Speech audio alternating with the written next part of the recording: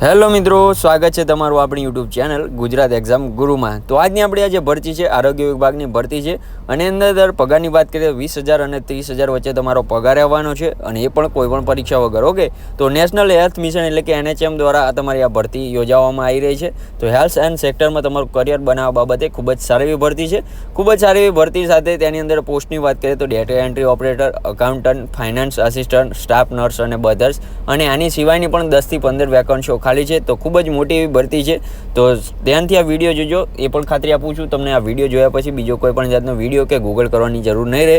તો આ વિડીયોની અંદર આપણે સંપૂર્ણ માહિતી લઈ લેવાની છે કે કઈ પોસ્ટો પર વેકન્સીઓ છે, તેની માટે તમારી એજ્યુકેશન ક્વોલિફિકેશન શું રહેવાની છે, તેની માટે તમને સેલેરી કેટલી આપવામાં આવશે અને તેની સિલેક્શન પ્રોસેસ શું છે, એ સંપૂર્ણ માહિતી તમને એક જ વિડીયોની અંદર મળી રહેવાની છે। તો આવી જ ભરતીની માહિતી તમને સૌથી પહેલાં મળતી રહે તે માટે આપણે વોટ્સઅપ અને ટેલિગ્રામ ગ્રુપમાં જોડાઈ જજો, જેની લિંક આપણે વિડીયોના ડિસ્ક્રિપ્શનમાં આપેલી છે મિત્રો। તો વધુ ટાઈમ તમારો નહીં લઉં, ચાલુ કરી દે આજનો આપણા વિડીયો। તો હેલો મિત્રો, સૌથી પહેલાં આપણે ફટાફટથી ઓવરવ્યૂની વાત કરી લઈએ। તો સૌથી પહેલાં આપણે ઓર્ગેનાઇઝેશન એટલે કે ભરતી સંસ્થા શું રહેવાની છે, તો NHM એટલે કે નેશનલ હેલ્થ મિશન દ્વારા તમારી ભરતી સંસ્થા રહેવાની છે। તો તેના દ્વારા વિવિધ પોસ્ટો પર ભરતી કરવાની છે। ઓકે, તો પોસ્ટની વાત કરીએ તો મલ્ટિપલ વેકન્સીઓ છે એટલે કે ઘણી બધી જગ્યાઓ છે। વેકન્સીની વાત કરીએ તો એ પણ ડિટેલ આપેલી છે નીચે। તો આપણે જે પણ પોસ્ટની ડિટેલ વાત કરવાની છે તો એની અંદર કઈ પોસ્ટ ઉપર ભરતી છે, તેના માટે એજ્યુકેશન ક્વોલિફિકેશન શું છે અને કેટલી વેકન્સીઓ છે, સંપૂર્ણ માહિતી આપણા વિડીયોની અંદર લઈ લેવાની છે। મોડ ઓફ એપ્લાયની વાત કરીએ તો ઓફલાઈન તમારે ઓનલાઈન મોડ ઓફ એપ્લાય કરવાનું રહેવાનું છે। જોબ લોકેશનની વાત કરીએ મિત્રો તો ગુજરાતની અંદર પણ તમારું જોબ લોકેશન રહેવાનું છે અને સેલરીની વાત કરીએ તો એ પણ આપણે ડિટેલમાં જોઈ લેવાના છે। તો સૌથી પહેલાં એલિજિબિલિટી ક્રાઇટેરિયા જોઈ લેવી અને એજ્યુકેશન ક્વોલિફિકેશન અને તેની સાથે પગાર કેટલો છે જોઈ લે।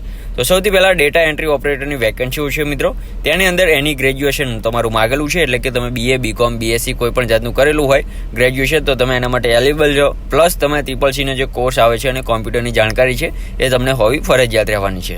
સેલેરીની વાત કરીએ મિત્રો તો 15,000 તમારી આની અંદર સેલેરી રહેવાની છે મિત્રો। બીજી આપણી જે પોસ્ટ છે ફાઇનાન્સ આસિસ્ટન્ટ તરીકેની, તેની અંદર તમારે BCom કરેલું હોવું જોઈએ પ્લસ તમારે કોમ્પ્યુટરનું નોલેજ પણ હોવું જરૂરી છે। અને સેલેરીની વાત કરીએ મિત્રો તો એની અંદર તમારી 20,000 સેલેરી રહેવાની છે મિત્રો। ત્રીજી આપણી જે પોસ્ટ છે અકાઉન્ટન્ટ કમ ડેટા આસિસ્ટન્ટ તરીકેની, તેની અંદર પણ તમારે BCom કરેલું હોવું જોઈએ પ્લસ કોમ્પ્યુટર નોલેજ તમારે હોવું ફરજિયાત રહેવાનું છે। અને સેલેરીની વાત કરીએ મિત્રો તો 20,000 તમારી આની અંદર સેલેરી રહેવાની છે। ચોથી આપણી જે પોસ્ટ છે સ્ટાફ નર્સ તરીકેની, તેની અંદરની વાત કરીએ મિત્રો તો નર્સિંગ કોર્સનો જે ગવર્મેન્ટનો કોર્સ આવે છે એ તમારે કરેલો હોવો ફરજિયાત રહેવાનો છે। તો એની અંદર પણ તમારે 20,000 સેલેરી રહેવાની છે। ઓકે, તો અત્યારે આપણે શું કહેવાય કે BCom, BA અને 12 પાસ ઉપર જે ગ્રેજ્યુએશન ઉપર ભરતી છે એ કન્સિડર કરેલી છે, એટલે 4 જ વેકન્સીની વાત કરેલી છે। પરંતુ આની સિવાયની બીજી 10 વેકન્સીઓ ઉપર અલગથી ભરતી છે, જેવી ટર્ન એવું વગેરે માગેલું છે, તો એની ભરતીની પણ વાત કરેલી છે। તો એની અંદર એ વાત કરીએ પરંતુ આપણે આમાં કન્સિડર કરતા નથી કારણ કે આપણે ગ્રેજ્યુએશન ઉપર આ ભરતી લાવી છે। તો તમારે એ પણ જોઈએ કે આની સિવાયની કઈ પોસ્ટ ઉપર ભરતી છે, તો હું તમને ઓફિશિયલ નોટિફિકેશન સેન્ડ કરી દઈશ, ત્યાંથી તમે જોઈ શકો છો મિત્રો। તો સૌથી પહેલાં આપણે હવે એજ લિમિટેશનની વાત કરીએ તો મિનિમમ 18 વર્ષ માગેલા છે અને મેક્સિમમ 40 વર્ષ માગેલા છે। તો 18 થી 40 વર્ષ તમારી એજ લિમિટેશન આની અંદર રહેવાની છે અને એજ રિલેક્સેશનની વાત કરીએ તો એ પણ તમને ગવર્મેન્ટ નિયમ મુજબ મળી રહેવાની છે મિત્રો। વેકન્સી ડિટેલની વાત કરી લઈએ તો ડેટા એન્ટ્રી ઓપરેટરની એક વેકન્સી ખાલી છે। ત્યારબાદ છે ફાઇનાન્સ આસિસ્ટન્ટ તરીકેની, તેની અંદર પણ એક વેકન્સી ખાલી છે મિત્રો। ત્રીજી આપણી પોસ્ટ છે અકાઉન્ટન્ટ કમ ડેટા આસિસ્ટન્ટ તરીકેની, તેની અંદર પણ એક વેકન્સી ખાલી છે મિત્રો। અને ચોથી આપણી પોસ્ટ છે સ્ટાફ નર્સ અને બર્ધસ તરીકે, તેની અંદર પણ એક વેકન્સી ખાલી છે। એપ્લિકેશન ફીની વાત કરીએ તો આની અંદર કોઈ પણ જાતની તમારે ફી ભરવાની રહેશે નહીં। તમે કોઈ પણ કાસ્ટમાંથી બિલોંગ કરતા હોય તો તમારે કોઈ પણ જાતની ફી ભરવાની આની અંદર રહેવાની છે નહીં મિત્રો।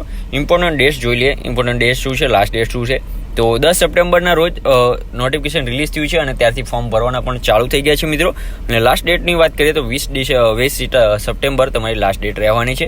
તો 10 દિવસનો ટાઈમ એમને આપેલો છે, ત્યાં સુધી તમારો ફોર્મ પહોંચાડી દેવાનું રહેવાનું છે। તો કઈ રીતે તમે એપ્લાય કરશો તો સિલેક્શન પ્રોસેસની વાત કરીએ, કમ્પલસરી તમારે રજિસ્ટ્રેશન કરવાનું રહેશે।